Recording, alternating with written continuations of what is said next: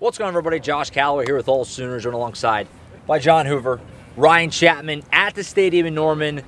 Oklahoma's back in the loss column. The Sooners fall to Baylor on Saturday, 38-35. The Bears ran the ball at will. Oklahoma turned the ball over a lot, and they're back. After those couple of wins where things were seeming to be going in the right direction, you're right back to where you were a month ago, questioning the direction of this season. Fourth loss now for Oklahoma. 4 losses, 5-4 on the season, another loss at home. What universe are we living in? I know. Brent Venables talked a lot in the postgame press conference. Final score 38-35. He talked a lot in the postgame press conference about toughness and discipline and why one team had a lot of toughness, a lot of physicality, and a lot of discipline. And then he explained how his team does not, or tonight anyway, did not have toughness, physicality, and discipline. I asked him why the team lacks physicality. I don't know. I asked him why the team lacks discipline. I don't know. He didn't have any answers. His first-time head coach, so he's never probably had to think about it from a 30,000-foot view of why your team is missing these kind of intrinsic qualities. He does not have answers. Yeah, no answers at all. The mental toughness that you hit on 3 different times, Baylor rolls out on a 4th down, converts all 3 of those 4th downs. 2 of those Baylor marches right down the field, scores a touchdown. Another one, they were marching until Billy Bowman came up with Oklahoma's only turnover of the game.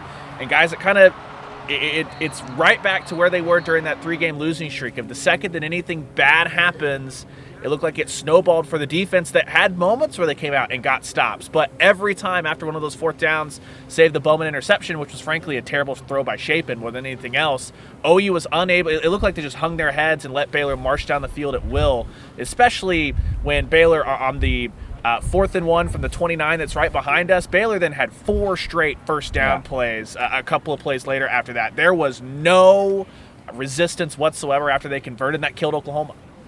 Could go defense or offense first. They both had some really rough spots. We'll start offense first. Yeah. So Dillon Gabriel had been really good this season. Probably his best attribute so far this season has been not turning it over.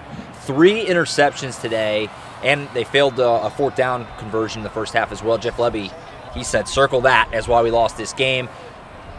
I mean, they had opportunities. They got points on the board. He scored 35, but the 3 turnovers were brutal, and they had chances in the second half to take the lead and didn't do it. Then that last drive where they cut to 1 score, maybe a little bit of urgency would have been nice. They used a lot of clock. Good things, I guess, but some pretty bad stuff too. The 3 interceptions were all weird. One was tipped at the line of scrimmage. One was tipped by Braden Willis. These are high throws. One was a high throw. One was probably could have needed to be a little bit higher, so it's not tipped at the line of scrimmage. The other one happened right about here. He overthrew Jalil Farouk, was it, on a comebacker that he was covered in front, so he tried to throw it high so he could make a high catch. He didn't make a high catch. It was intercepted behind him. They missed the 4th and short you mentioned, 4th and 1. Marcus Major gets stuffed, gets knocked backwards on a 4th and 1. That's disconcerting for sure if you're an Oklahoma fan. And then they miss a field goal as the time expires in the first half. Yeah. That's 5 empty possessions. And what was the score at the end of the first half? It was a 3-point game. What more do you need? I asked Jeff Lebby, what do you do going into halftime? What do you do coming out of halftime? And he's like, the guys, you express to him, you just keep playing the next play. That didn't really happen in the second half. What was the matchup we talked about all week long from the offensive line for Oklahoma versus the defensive line of Baylor? One guy, Siaki Ika.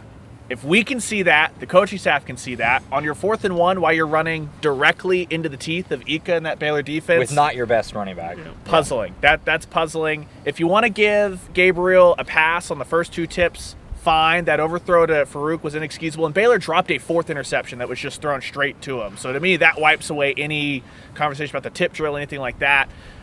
As much as we talk about the run defense and how Oklahoma couldn't stop Baylor, as we mentioned, there were not once but twice at the end of the first half, Gabriel and the offense has the ball with a chance to go back up. You have the interception, the missed field goal. The defense came up with stops and moments, but it's not going to matter because the offense gave them no help at all when they needed it playing complementary football.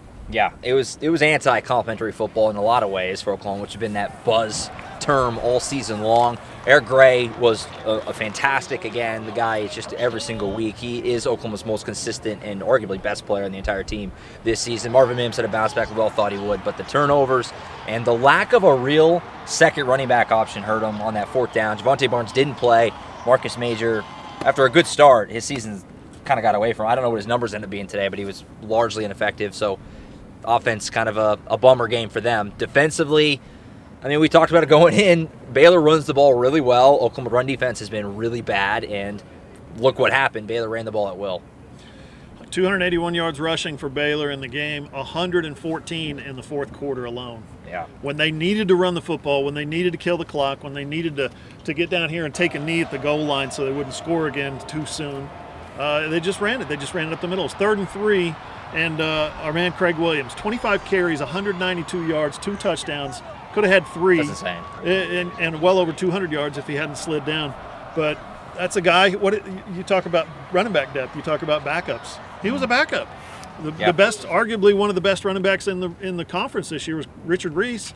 Richard Reese finished with 4 carries for a net of 7 yards. I mean, Baylor turned to its depth. They turned to their backups, and those guys produced. Yeah, absolutely. Oklahoma, the big play in the run game is classified as a run of 10 yards or more. Gave up 9 of those today to the Baylor Bears. You can't do that and win football games, especially when your offense is misfiring. Definitely, and so now you look ahead. This is loss number 4 for Oklahoma. They're 5-4 on the season. That bowl eligibility is still sitting out there. Got to get another win to get there.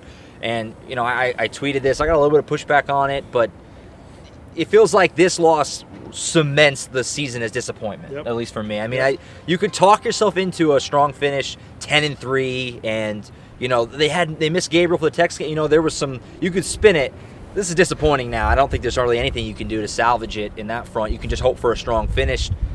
How does Oklahoma finish the year? Where do you go from here now with 4 losses? Obviously, you had a 1% chance at Big 12. That's gone now. I mean, you're just kind of hoping to finish as good as you can now. I said going into this game, if Oklahoma wins, I said they run the table. They win their last 6 games of the season, finish 9-3. If they lose this game, 6-6 is absolutely on the table. And on the bright side, West Virginia might be the worst team in the Big 12. They just got their butts kicked by Iowa State. Get right game, and it's in Morgantown. Yeah, going to be a tough one in Morgantown. Bedlam after that. OSU lost again today to Kansas. Got shellacked in Lawrence. Bedlam's going to be like 9 a.m. on ESPN2. Well, I saw someone say that they're going to air it on Lifetime, and I don't think Bedlam's worth putting on Lifetime. Ocho, ESPN 8. You know, bring back the PPV game, I guess, for Bedlam, because football in the state of Oklahoma is not great today. Tulsa lost also. Also UCO lost. Everybody lost. Bixby it was lost. all bad. Bixby lost. The state of Oklahoma is just taking it on the chin this week. Rough times, but the season goes on. Oklahoma, West Virginia next Saturday in Morgantown. We'll see what the Sooners can do if they can try to bounce back. It's going to be a long week, I think, around these parts. Oklahoma loses today to Baylor, 38-35. Full post-game reaction is there for you on AllSooners.com for Brent Venables, as well as both coordinators, a slew of players as well. Not Dylan Gabriel. Not Dylan Gabriel. He skated out on post-game. I'm sure we're going to talk about that in more depth in the post-game podcast, so look for that as well. Our full expounded thoughts on this kind of debacle of a game for Oklahoma. Of course, game stories. We'll have game highlights as well. All that good stuff for you on AllSooners.com. That's it for now. We'll figure out where we go from here after this. For Ryan Chapman and John Hoover, I'm Josh Calloway.